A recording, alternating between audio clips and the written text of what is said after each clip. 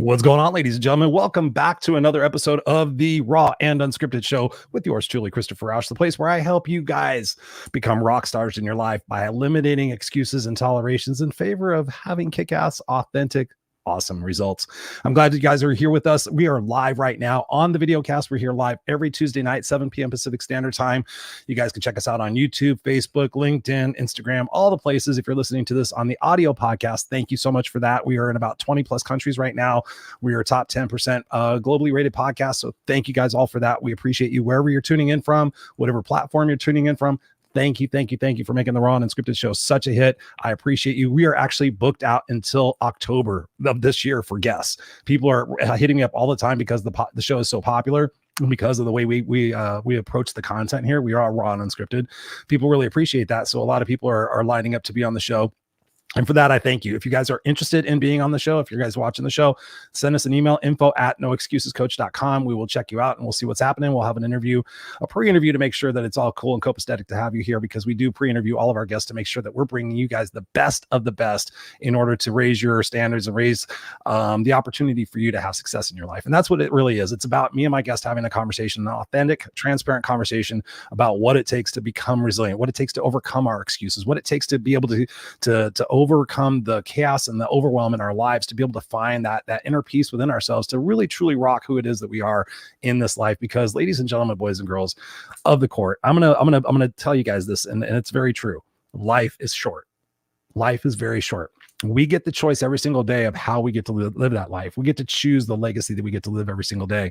And in the conversation we're going to be having tonight, there are going to be strategies that you'll want to write down, that you'll want to act upon, because between me and my guest, we're going to have a fire conversation about what it takes to really, as the title of the show says, rising from the ashes, overcoming adversity with resilience. So let's just cut to the chase, and let's just invite our guest onto the Raw and Unscripted Show right away. Miss Victoria Finch. Miss Victoria, how are you doing tonight? Welcome to the Raw and Unscripted Show. I appreciate you being here. Oh, well, thank you for having me. I've been looking forward to having this conversation with you. I think it's been months. It has. We had this conversation before, and just a shout out to Mr. Sid McNary for putting us in contact. I actually texted him a little bit ago and I said, hey, by the way, I got your girl on. So I'm sure he'll be tuning in as well. But thank you for being here with us tonight. I appreciate you.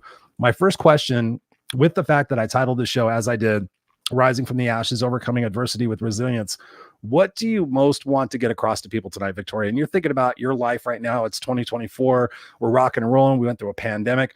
What do you want people to walk away from this conversation knowing in their heart of hearts to be able to apply in their own life, to be able to have that kick-ass life? For me, the most important thing that people really need to realize is that they matter, that they are worthy, and that they are seen. They are not invisible. No matter how invisible you may feel, someone's watching you. Someone's looking up to you. You are not invisible. You matter, and you are enough. I love that. That's a great way to kick off the show. Thank you for that. So tell me, in your journey where that became so important for you, why is that so important to you for people to know that they matter? Because I agree with you wholeheartedly. I went through a very, very challenging childhood where I did not feel like I belonged. I did not feel loved. I did not feel accepted. I was bullied by kids at school, on my block, everywhere. I grew up without having that belief and that faith in myself. So what was that for you that got you to be so focused on this? I was born the youngest of 6 children. And as such, we lived in a very small home. I didn't have a place. I didn't have my own room. Everything was handed down to me. And I always felt like I was a burden. I was the baby. And my siblings, when they went out to play and my parents would say, take your sister, they're like, we don't want to take her. And so I kind of grew up thinking that, nobody wants me around. When I was about 2 years old, I remember being in my parents' room and they told me to leave their room. And I went to my sister's room. They told me to get out. I went to my brother's room. They told me to get out. Imagine a little 2-year-old still in diapers, barely walking. I didn't know what to do. I went and sat by my parents' door, and that memory is just as clear as I'm talking to you now. And that little girl sat by her parents' door for over 50 years. 50 years, because how does she stay there? Relationships that weren't committal, who would want me anyway?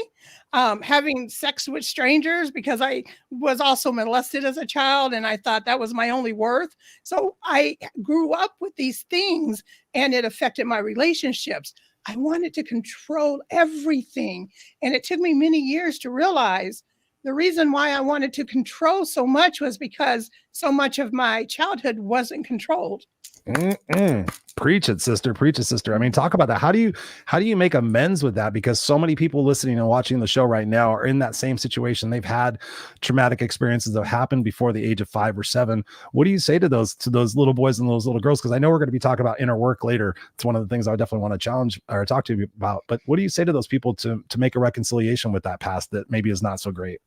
Yeah, you have to be willing to go to that past. You got to be willing to really face it. You got to go into those dark spaces and places that you've pushed and you suppressed.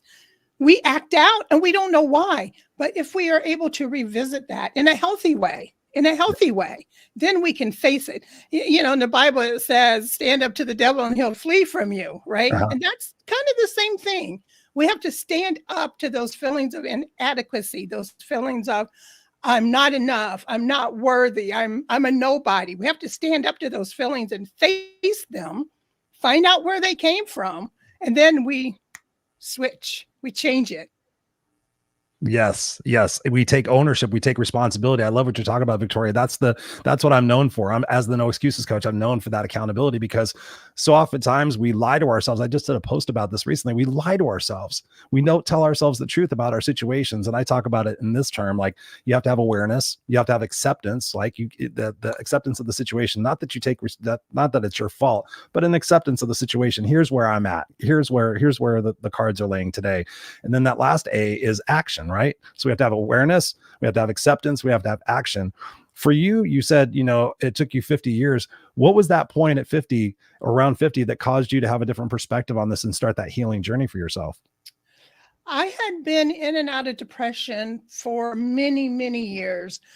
I would get depressed. I'd go to the doctor. The doctor would say, oh, you just had a breakup or whatever was going on in my life. And the doctor would say, just take this pill. Yeah. And that was a cycle. I would be fine. And then I'd be depressed. And that was my cycle. And in 2017, I'm sitting on the side of my bed, not caring if I woke up the next day. And I just could not find any joy or even reason for my existence. And I got ready to take the antidepressants that I've always been taking. And I start to shake those pills into my hand. And as I do, I hear the voice that I call God was like it was sitting right beside me that said, I made you on purpose for a purpose, and this is not it. And when I heard that voice, I knew I had a heart issue. I knew that I needed to seek healing. I knew that I had so much more to live for and so much more to give before my time was up. I got up, I poured those pills out, never been on antidepressants since that day. I'm full of joy and gratitude and all those higher emotions, but I sought that healing. In fact, that's how I became a hypnotherapist. I'm a master clinical hypnotherapist, and I happen to be online. Here's the thing. When you make a decision to be better and do better, the universe, God, source, whatever you want to call it, start stepping in. Yes. And all of a sudden, these things start coming your way that were always there, but you couldn't see it. You had those blinders on. And I came across this hypnotherapist. She's very famous. And she was given a free session. I'm like, oh, okay, I'll do that. Sure. And I did it. And I was able to go. She was able to take me back to that little girl sitting as the adult me. And I had this conversation with her. And what would you say to a child? You're beautiful. You're worth it. You're loved. And that was the beginning of my healing.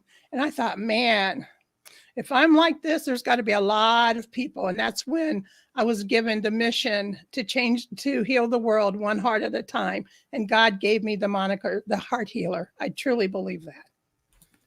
Victoria, I love that. What you just said right there was just absolute fire. So I hope that people are paying attention and taking note of this, because we can all do this. We can all take that responsibility, the R word, I call it, right? We can take responsibility to step out of being that victim, right? And so many people are out there blaming, oh, I'm this way because of my parents treated me. I'm this way because of my ex-husband. I'm this way because of my whatever, my religion. I'm fucked up because of this.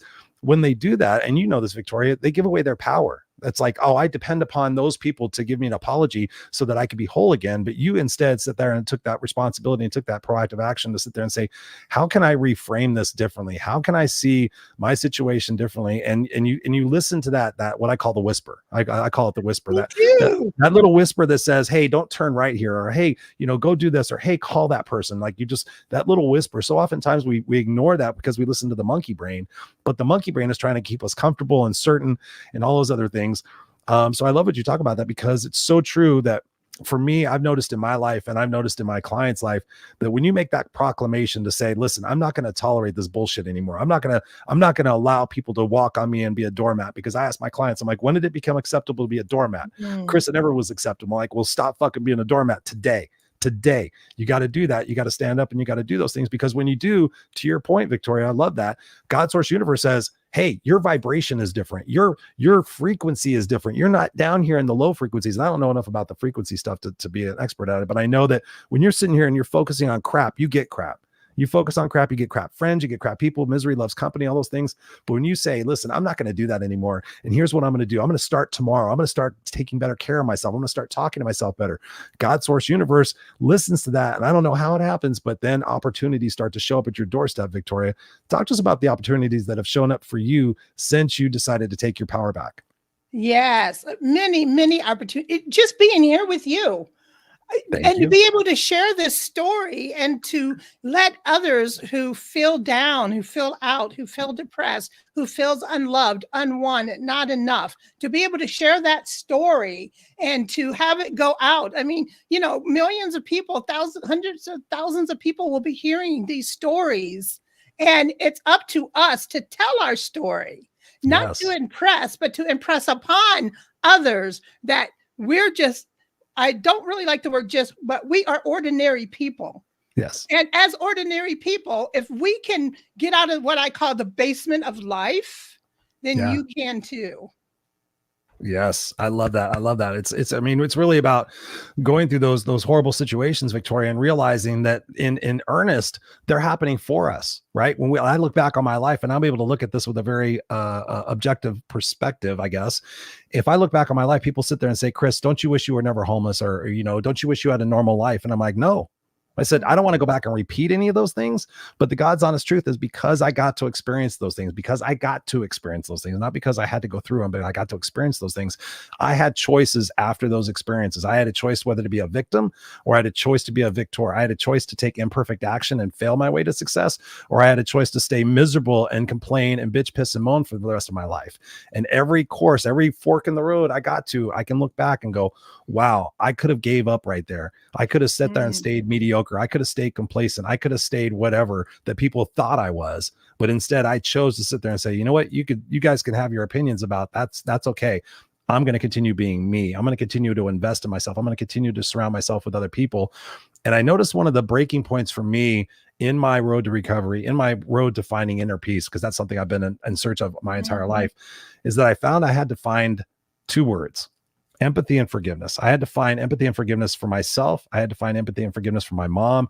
I had to find empathy and forgiveness for my biological father. The list goes on, Victoria, and I'm sure you have a list as well. Yeah. How was that for you? How was that for you to be able to, because we can't heal unless we find that empathy and forgiveness for ourselves and for those people who have hurt us. Let's say that.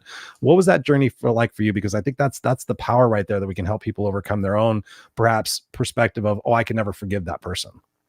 Yes, it's recognizing, and you hear these things and they sound cliche, and they kind of are, but forgiveness is really for me. Yes, it's true. You talked about giving your power away. If I stay in an unforgiven state, whether it's I don't forgive myself or I don't forgive somebody else, then I have willingly given my power away.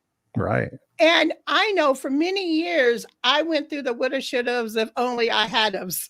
Right. And you have to reach a point. My sister said something to me, and I reached this point, and I finally understood what she was saying. She said, you have to forgive yourself and have no regrets for the decisions you made with the information you had at the time. and with the person you were at that time. Because that woman that was sitting on the side of that bed, she is no more. She's gone. Yeah. Now, I'll talk about her all day, but I don't talk about her through tears. I talk about her through conquest. I talk about her through victory. I talked about her through love and care, because I had to go back to love her. Mm-hmm. I had to love her, and I had to understand that I cannot be who I was today if it was not for her. Amen.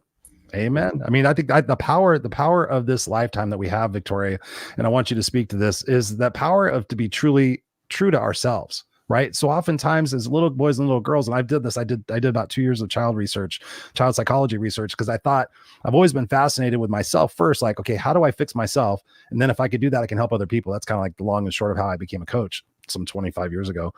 And then realizing those opportunities for me to have that growth, those growth chances, I guess, if you will, allowed me to shift my perspective to see that I was a lot stronger and a lot more resilient than I ever gave myself credit for. And to be able to go back and reframe that, you're right, we aren't the people that we were back then. And that particular situation had to happen for us to hit that bottom, or hit that piece of leverage for us to sit there and shift our perspective about being that victim. Because when you look at it, a lot of what makes us who we are today really happened between 0 and 5 years old. And we were brought up to be the people pleasers, like, oh, make sure mom and dad are happy, make sure the teachers are happy, make sure my brothers and sisters are happy, make sure everybody else, make sure the milkman's happy. Nobody teaches us how to take care of ourselves. Like, I've talked to thousands and thousands of people like this. Like, what did your parents teach you about self-care? Yeah. What do they teach you about about self-care? Yeah. I don't know if that was a rhetorical question. It was survival. They taught me how to survive. I had to survive my mom. I had to survive childhood. Yeah. That's what I kind of got out of the message. But here's the thing. For the first 80 months of life, that's the first 7 to 9 years of life, just depending on the person, because we're all different, right? Right. We're in the alpha state. We're in that learning state. That's why children can learn so much, because they're in that learning state. And when you're in that state, you take everything as truth. Children take everything as truth. They do. And we as parents, sometimes we don't realize what we've said or what we've done.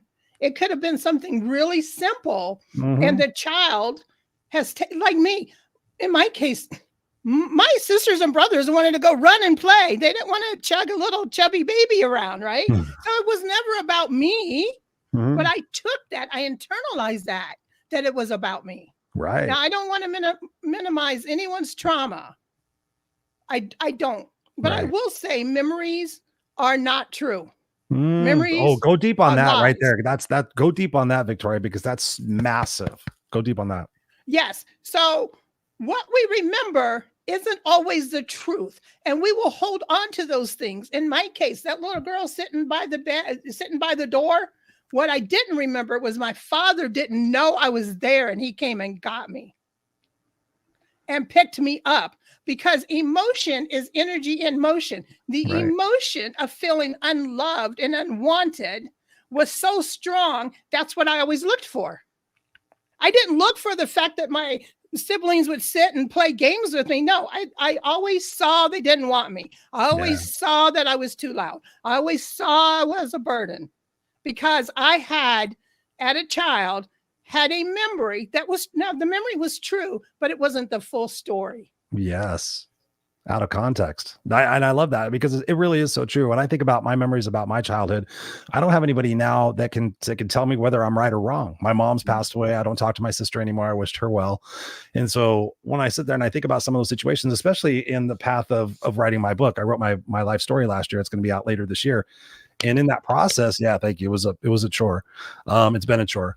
But through that process of going back and, remembering things, I didn't have anybody to ask, like, okay, how do you remember this? But I was actually supposed to write this book about my life with my mom. I was actually supposed to write it with my mom, because she said, you're going to just tell stories about me and make me look out to be a bitch. And I said, well, I tell you what, Mom, that's a great point. Why don't we write it together? Why don't we pick like 10 situations out of our life?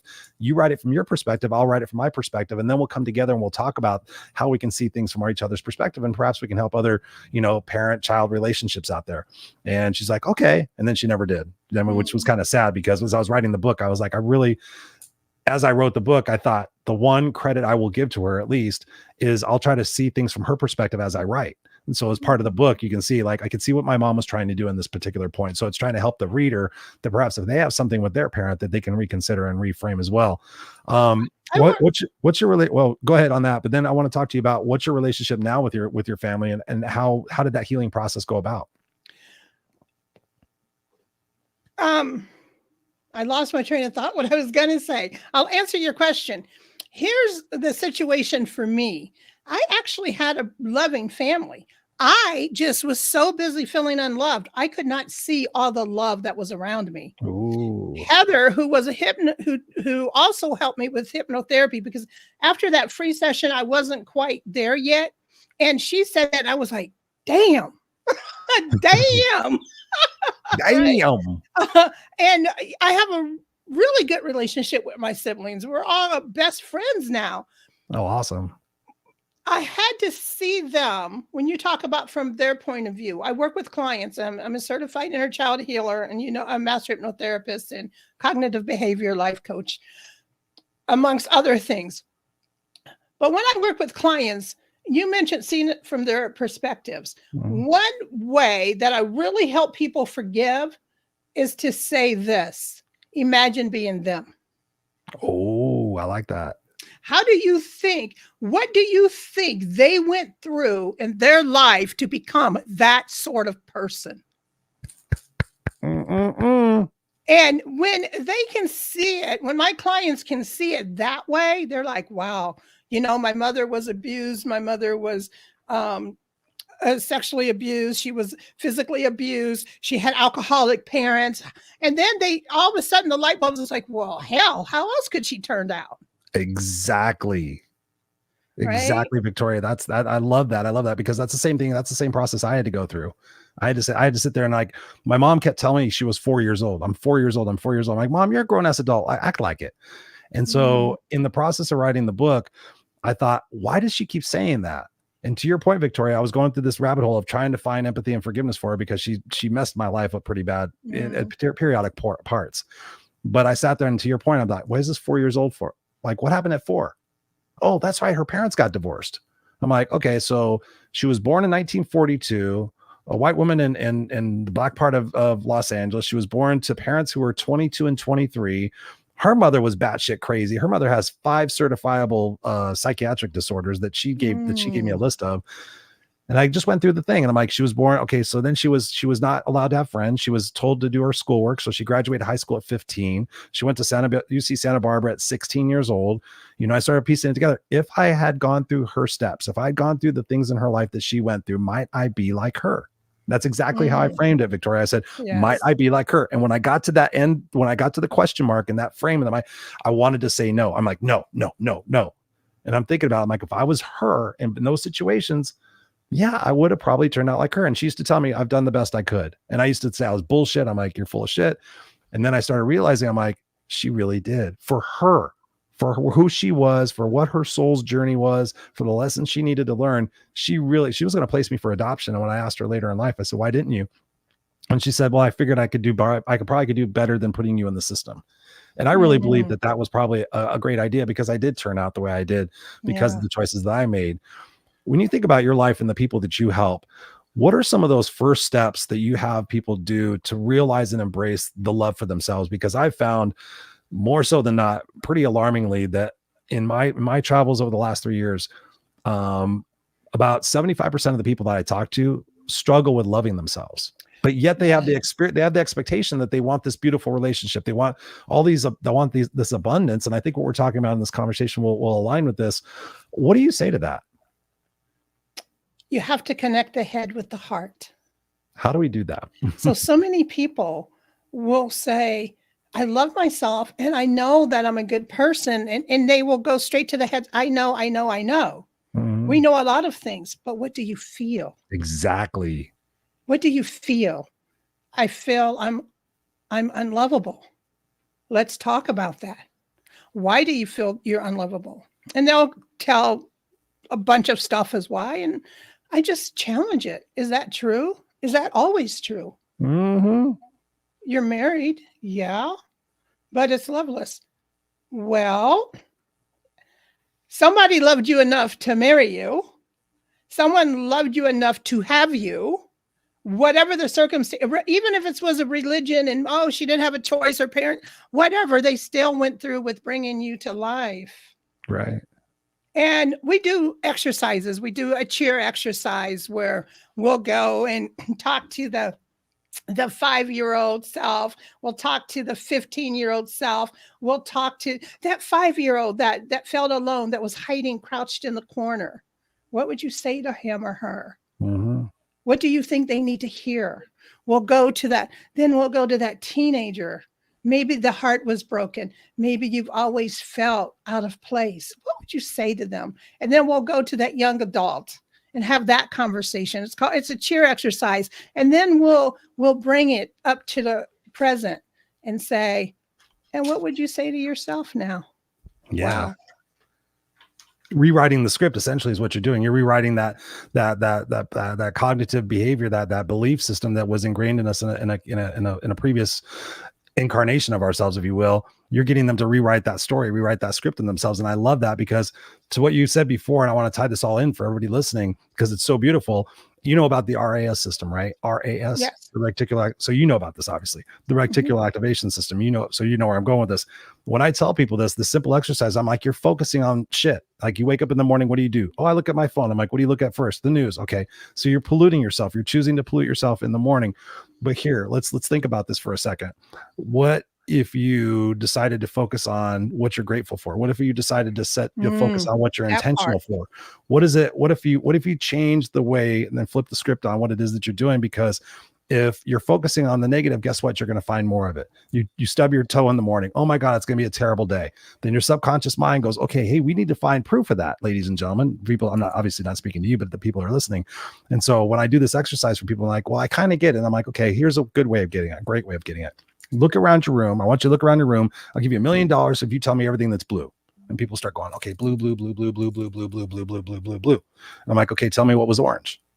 I'm like, well, Chris, you told me what was blue. I'm like, the same thing happens in your life. Like, that's why I wake up and I start the day with what I'm grateful for, what my intentions are, what my I am statements are. And then I visualize a piece of my future success in my mind. I play the movie out in my mind. I'm walking on stage and I hear Highway to Hell and I see people going like this and having a great time, and the Raw Unscripted banners behind me. And so I see that. Talk to us about that. Like really proactively populating our mind with positives without being rose-colored glasses, right? So talk to us about that, because that the power of our mind not knowing the real difference between real reality and perceived reality. We have bad dreams, so we think our body feels like we had that experience, but we didn't. So how can we front end load people with that success mindset if they're struggling right now with chaos and overwhelm? It's a daily decision. It's a daily decision. We must renew our minds, our spirits, and our bodies every single day. You eat every day. You speak every day if you are so blessed. There are things you do every day. And just like you renew your body every day with food or hopefully water or something healthy to drink, you have to renew your spirit and your mind. And you said it. What are you putting in? Garbage in, garbage out. Mm-hmm. Are you putting in things that are positive affirmations? Are you hanging? Ooh, who are you hanging around? Are you hanging around those people who are trauma bonding with you? Are you hanging around those woe is me people? You got to get yourself around quality people. True. Are you going to keep finding it? One thing I do, I was working with a client. I just started working with her, and I use different modalities, but one of the modalities I was using with her was emotional freedom tech, which is tapping. I know a lot of people will probably know it as tapping. EFT. And she says, oh, I worked with somebody before, and she did that tapping stuff with me, and it didn't work. And I looked at her. I did a pattern interrupt. I said, well, this probably won't work either, so I guess we're done. She's like, well, wait a minute, though. Well, maybe you have a different technique. Now she's opening. Sometimes you have to agree with people so they can talk themselves into what makes them great. Mm-hmm, and as 100%. It turned out, that's the modality we use most. We use several, but that was the main one. And she said to me, well, she wanted to drive. She had anxiety, and she sent me a picture of her driving. She was so happy. And she said to me, this whole unlovable part, because she thought she was unlovable, as many of my clients do. She said, My husband and I went on a hike, as we often do. And for once, it wasn't all about me and how miserable I am. Oh, yeah. That's powerful. Powerful. And that is because she decided that she needed to do something different. And every day I told her, I said that it's going to be hard and you're going to be crying and you're going to be emotional, but trust me, in the end, you will see that that old person is gone. So true. It's so true. That's why, I mean, people say, I talk about, giving up things. Like I haven't had a drink in 5 months. It was just something I just decided to do. I've quit before, but this time I decided, like, what would it be like if I quit drinking without an end date? And so I decided 5 months ago, I decided to quit drinking because I was sitting there thinking about the hypocrisy of my life and the language that I'm using to say that I want to live in old enough to see my son have kids. My son's 7 years old. I'm 55. You do the math. I got to be around another 30 years. So I'm sitting here drinking. I could drink a fair amount.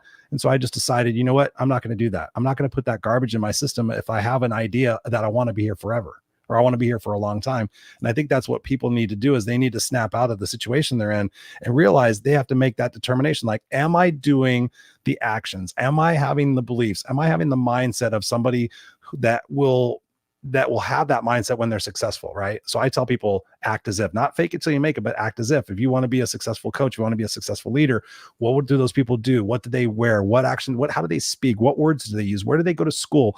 What types of things are they doing on their free time? Are they reading? Act as if. What are those people doing in order to achieve that opportunity? And the same thing, what you were talking about before, going back and having that conversation with that smaller version of ourselves. I wanted to share something with you and the people that are listening that goes along with that talks about that power. That was years and years ago. I was having a party and people had never seen me without facial hair. So they said, oh, we want to see pictures of Chris when he was little. And so I went and grabbed a photo album and I brought all these pictures of me without facial hair as a little kid. And people were laughing. I was telling stories about all the pictures. Everybody goes home. I'm all drunk and everything and cleaning up. And this is back when I smoked cigarettes socially, and I light a cigarette and I'm picking up these pictures, and I pick up this one picture, and I'll just kind of give people a visual of this. I pick up this picture for those of you guys who are watching, and I look at this, and it's a picture of me. I'm probably about 7 or 8 years old. And I've got a shiner on my eye that my mom did, but I had to say that I fell. And so I could show you the picture. And so I'm looking at the picture, and everybody's gone. I'm by myself. I'm having a drink. It's 3 o'clock in the morning. And I just look at the person and I start talking to the picture. I'm like, dude, you're going to go through so much in your life. You're going to go through, you're going to want to kill you. You're going to want, and I just start having this conversation. It goes on for about almost 10 minutes. And I'm like, but man, you're going to experience so many highs. You're going to experience so many triumphs. You're going to go through so much hell, but on the other side of it, to your point, Victoria, what you were just talking about, it's going to be worth it. You're going to go through hell, little bro. You're going to go through so much stuff in your life, but you're going to stand tall, and you're going to be so proud that nobody held you back. Your mom, you went on to change the world. And I started crying. I was just, my hand went to my heart. I just started crying in that moment. I wasn't boo-hoo, but I was just like, wow. And I had so much love for that little boy that was scared to like make a mistake. That little boy was scared to say anything.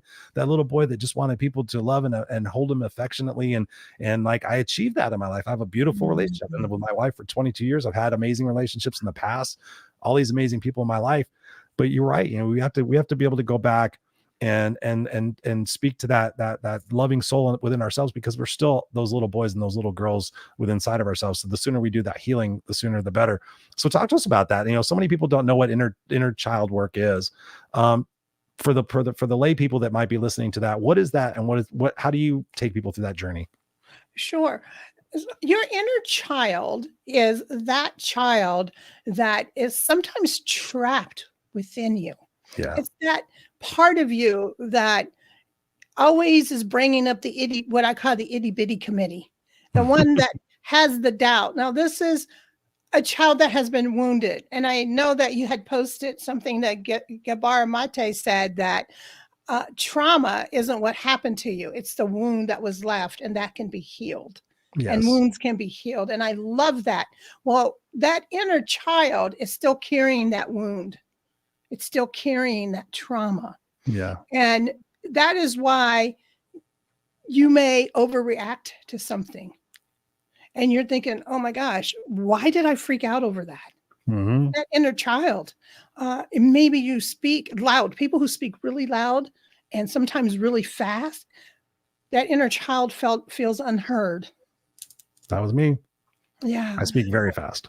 Not as bad as I Well, was, but sometimes it's regional too. So it's not always the inner child. So these things that I say isn't necessarily like the indication be all, right? Sometimes it's reasonable. It's regional too, because I know from Indiana, we can talk really fast or really slow. It just kind of depends. You may find yourself second guessing yourself constantly, overthinking everything. You say, I'm sorry a lot. Yeah. Because you always felt that everything that happened to you was your fault and not the fault of the adults that were supposed to protect you. Mm-hmm. And so these are some things that you find yourself. So that's that inner child right there that's having you do, like me, the relationships. That inner child, that's it. So what do we do about that? How do we heal? How do we release that inner child? Yes. We talked about it many times. Awareness. You have to realize that child's in the basement of life. Mm-hmm. And we got to get out of the basement. It's got to be awareness. Forgiveness. Mm-hmm. You mentioned forgiveness. You have to forgive yourself for anything you may have said, anything you may have done. Forgive the others. I have my clients write. I forgive myself for anything I've said or done. And I have them do it 100 times. By the time they get to about 40, they got it. It's there. When you train your brain, when you start having negative self-doubt and talk, switch it. Mm-hmm. It's okay to have a pity party. You just need to know when to leave it. Yes. Right? How long do you let people have a pity party for? I'm sorry? How long do you let people have a pity party? I have a duration I allow. It depends on what the pity party is about. But for me, I would say no more than 10 minutes, 3 minutes tops. And it's time to put on. It's time to put on. I give them a whole day. I give them a whole day. Just pout up and down, eat bonbons. But tomorrow you got to get your ass to work. But typically, though, why I only give them a few minutes is because the technique is you acknowledge it. You feel it, you cry, scream. Don't go hitting people, though, right? You just get it out, whatever it takes to get it out. My son, he has autism, and every once in a while, he has an episode. So he has a pillow, and he just beats that pillow, and he just screams at that pillow. And before you know it, he's like, he didn't even remember what he was mad about. It's amazing how that works, right? That's absolutely amazing. Also, you want to make sure that you stay in a state of gratitude. Yes. See, love and gratitude are the highest emotional states that humans can have. So much so that when you're in that gratitude and when you're in that love state, it radiates up to 10 feet from your body. Wow. You ever wonder, some of you ever wonder why people just come up and start talking to you out of the blue? Mm-hmm. It's because they feel you. They feel that energy. Yeah. And when you can get to that state, when you can forgive, when you can become aware, when you can surround yourself with good people, when you can stay in a state of love and gratitude. I do want to say something about the I ams. A lot of people, I ams statements do not work for because they get to the brainstem and they stop because your brain is saying, well, that's a lie, and no matter how many times you say it, you will never get there. Noah St. John wrote a book called Affirmations. So the brain, the subconscious mind, is required to answer any question you give it. So affirmations would be, why am I so beautiful? Why am I so smart? How is it that I can figure things out? Now your brain will start to do those things because you're asking it a question. And that is what your brain is designed. One of the things your brain is designed to do. We talked about the reticulating activation system. Now you're activating that. Right. And so if you happen to do affirmations that aren't working, try Affirmations. It's a book by Noah St. John. It's life-changing. I love that. Affirmations. I typed that in the subject text as well. Speaking of text, I've been ignoring our beautiful people that are here in the show with us as well. I've been just so captivated with the conversation we've been having. Got Chris Kaysen in the house. He says, "Oh, hey there. What's up, Chris? Good to see you, brother. Appreciate you being here." We got Ted Legal in the house. He says, "Hey, everyone." Hi. Ted goes on to say, without action, you cannot have a positive reaction, which is true. There is a yin and yang to everything that happens in the world. We got Ted also saying sometimes it takes someone else's perspective to see the changes you need to incorporate to fix things that are wrong in your life. 100%. That's why coaches exist, and that's why therapists exist. And coaches need coaches, and healers need healers, and therapists need therapists. You know. Oh boy, I got stories about therapists. Ted says here as well, he goes, I so agree, Chris. Telling yourself you aren't going to take crap in your life and starting tomorrow, you're only going to take doing what it takes to change the crap in your life. 100%. We got Robert Broker in the house. Mr. Believe in Yourself. He says, indeed, if you consider that the creator will forgive you for the asking, who are you not to forgive yourself? Huh? 100%. Big time. We got Jody in the house. Jody says here, amen, to something somebody said. So thank you, Jody, for being here as well. We're coming up towards the end of the show. So I have a couple more questions I want to ask you, Victoria. And speaking of questions, you just mentioned the word questions. You're a coach. For me, I love questions. People ask me about coaching with me, and I said, really, the relationship is this. You bring to me a bunch of situations. I ask you questions about them, and I get you to change your perspective about the situation you're in, and I get you to find your own solution, really. So for you, Victoria, what are some questions that you either love to ask yourself or you love to ask your coaching clients that can stimulate some of those breakthroughs? Like for me, like when I ask, like, when did it become acceptable to become a doormat? That for people, they have to sit there and say it's not acceptable. So what are some of those questions for you that we can leave our guests with tonight? Mine are totally different from that. I love it. Sweet. My question is, why are you here? What happened, or why are you in a state that you feel you need to change? See, they need to tell me what they need to change and how they need to be different. So that's the first thing that I want to know is, why are you here? What prompted you to change things in your life? That's my first question for them. Yeah. And then when they start talking, and as I listen to their languaging, and then my question is that true? Can you think of a time when that wasn't true? Mm-hmm. And now I have them convincing themselves that they are loved and they're better than they thought they ever were. Because as my good friend Tony Rodriguez always says, and I don't know if it's original or whatever, but you survived 100% of your bad days. Yep. Love Tony. Yeah. So those are the questions that I will start off with. And then I'm an intuitive coach. So I call it channeling because I don't know what else to call it. And I know you are too, Christopher, where you just know. It my gut. Yep. Yeah. And you just know, and you can hear what people aren't saying, and you can see what they aren't showing you. Mm-hmm. And I just go from there because everyone's an individual. But I start with, why are you here?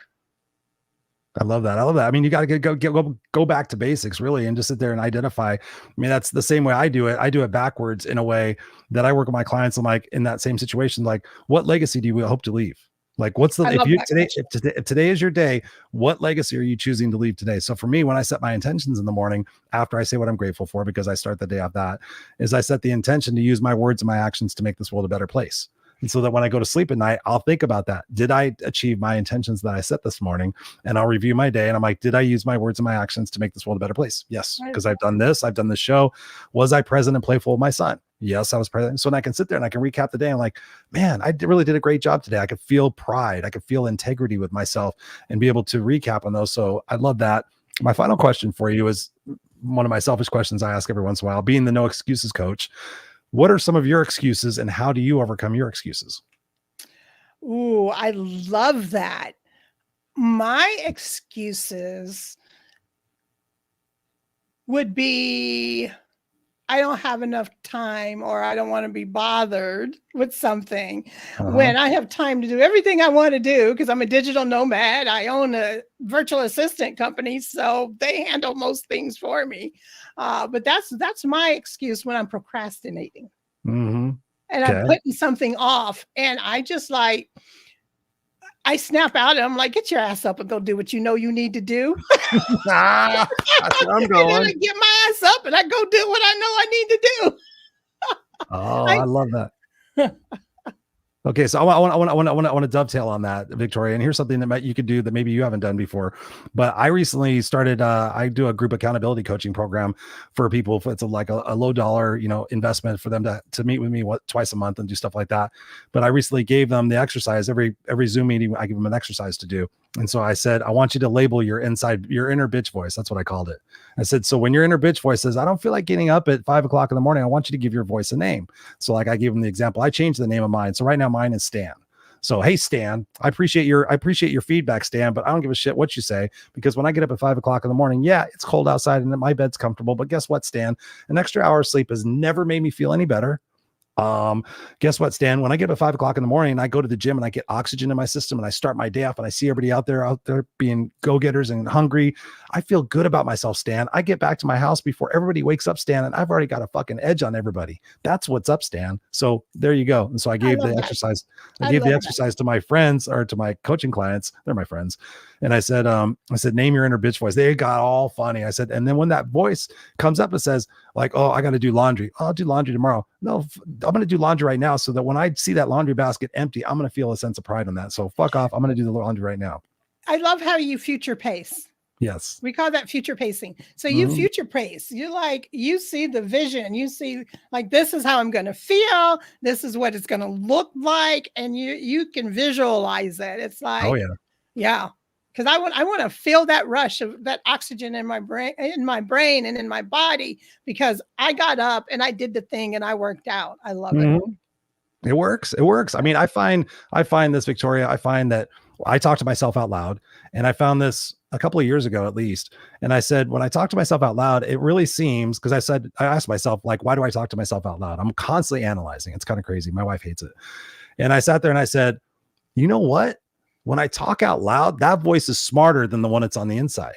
Truth. I swear to God, I was like, the outside voice seems to know how to talk to the inside voice. And that's why I started labeling my inside voice with a name, because I'm like, that's not really what it's about. That voice is trying to limit me. That voice is trying to keep me safe and certain and predictable and everything else, because it's afraid of making mistakes. But the outside voice is the one that's like my coach, like saying, no, get up off your ass and go do it right now. You're going to feel better. And then you go do it.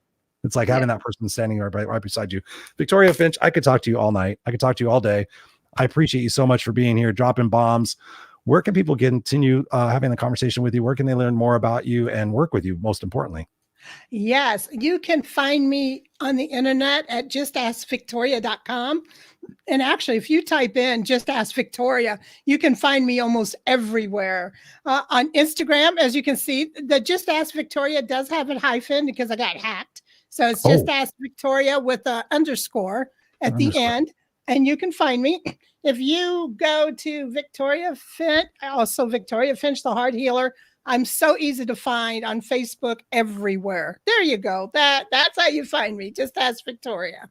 Underscore. And you can email me at Victoria at Just Ask Victoria. Let's go. Ladies and gentlemen, those are your marching orders right here from the Raw Unscripted Show for you guys. We've been going for 48 minutes. Victoria, thank you. I highly suggest to everybody listening and watching, connect with Victoria, find out what she's about, because when you do that, like we said in the show, it's pretty incredible what you can do, and you can change your vibration. You can change the frequency of what's happening in your life. Victoria, I'm going to place you backstage. Don't go anywhere, because I still want to have a chat with you when we end the show, but I'm going to end the show and then I'll be right with you. Great. You are awesome. There we have it, ladies and gentlemen, the Raw Unscripted Show, 48 minutes. So here's the recap of it. Take responsibility for yourself. You're listening to this, you're going, wow, man, I'm all jazzed up and I'm inspired. I'm motivated and I feel really good. Take responsibility for yourself. Think about this. How do you start your day? Let's just take one thing, ladies and gentlemen. We'll keep it simple. How do you start your day? What's the first thing that you do in the morning? Do you wake up and go, oh, fuck, I got to go to work. Oh, shit, there's going to be traffic. Oh, my boss is going to be in a bad mood. How do you start your day? Do you wake up and go, wow, I get another day. Fuck, it's pretty cool. I got a house. I got an apartment. I've got whatever. I've got the person of my dreams sitting next to me. I've got my kids in the house. I've got animals. I've got heat. I've got food. Start your day off with gratitude, ladies and gentlemen.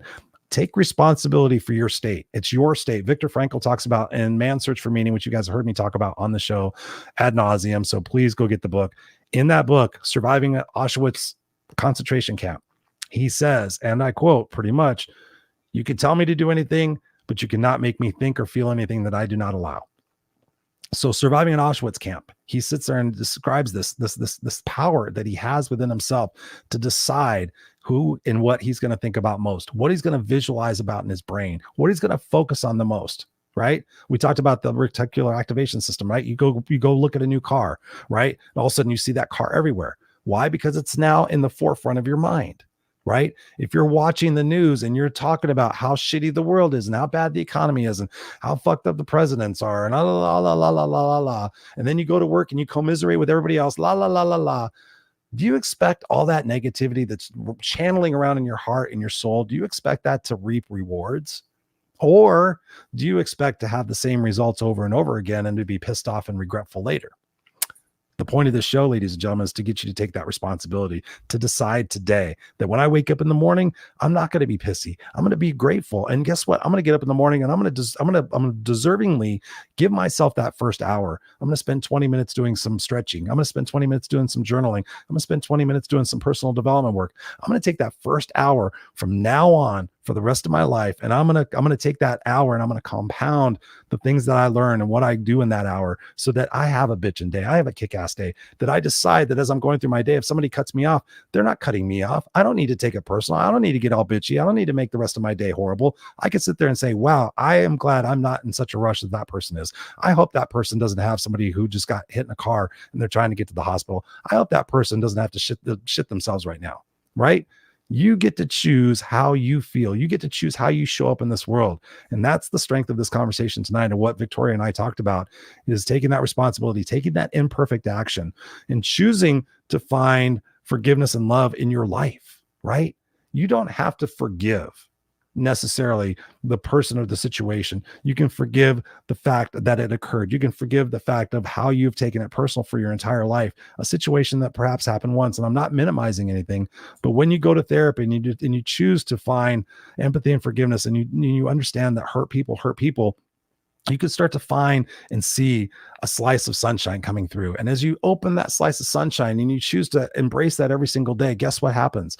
That compound interest for your mind, that confidence of that you get, and that adrenaline rush that you get in knowing that you're doing things that have you being on purpose, that have you living your true legacy every single day. How can you go wrong? When you wake up and you have gratitude and you look forward to the day, you look forward to the challenges of the day, you look forward to enjoying the moments that you're gifted with that day. And you decide that each day I get to leave my legacy, that for which if today is the last day I get to live, how will people remember me? Are they going to remember me as a sourpuss and a nag and a bitch? Or are they going to remember me as being somebody who was on point to make this world a better place for who he or she is and what they do? Right? How do you want to be remembered? Think about that question. And then when you wake up in the morning, decide that what's that one action that you're going to take during the day that's going to make sure that you're remembered for being that person. And every single day, do a little bit more. And I promise you, the vibration, the frequency of what you're attracting in your life and the people you're attracting in your life will change. But you have to take that action. You have to take that imperfect action. Start getting around people who are brighter and smarter than you. Coaches exist for a reason. And I believe this wholeheartedly. And I have a coach and I have mentors and I have accountability partners, but I believe this: AI isn't going to take your job. What's going to take your job is complacency. So you have to decide that if you want to beat the competition, what do I do? If I want to sing better, what do? You get a singing teacher. If you want to work out, you get a gym, you get a workout trainer. Same thing goes for your success in your life, ladies and gentlemen. Reach out to Victoria, reach out to me, reach out to somebody, invest in yourself, love yourself more. Take those imperfect actions, enjoy your moments, be intentional, and I promise you, you will have an amazing kick-ass life. Dolores Ryan says, thanks. You are welcome, Dolores. Thank you so much for being here. Got Adam Duvall over from the UK. He says, hello, brother. What's up, man? It must be like 3 o'clock in the morning over there. Probably, no, actually, I think it's 3 or 4 o'clock in the morning over there because I just had somebody from the UK on the show recently. Adam says here, we are both the sunshine and the darkness through our trauma, but the question is, what are you gonna do about it? Ladies and gentlemen, boys and girls, that is the Raw Unscripted Show for tonight. We'll be back here live on the video cast next Tuesday night, 7 p.m. Pacific Standard Time. Until then, go to rawunscripted.com. Take us with you on the podcast, wherever you get podcasts, and be sure to connect with our guests tonight. I love you guys. We'll see you next time on the Raw Unscripted Show.